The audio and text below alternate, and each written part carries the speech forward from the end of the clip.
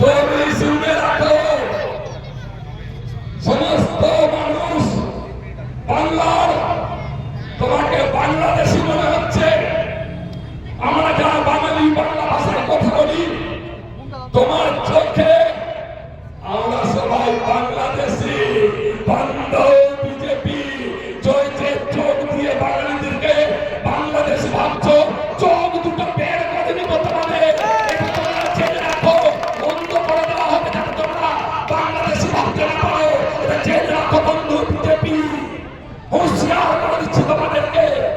বাঙালি মানে বাংলাদেশি নয়, বাঙালি মানে আমাদের কৃষ্টি, কালচার, সভ্যতা, সংস্কৃতি, বাংলায় থাকা, ধর্মনিরপেক্ষতা, আমাদের সাম্প্রদায়িক সম্প্রীতি, সবকিছু নিয়ে আমরা বাঙালি জাতের মধ্যে বসবাস করি।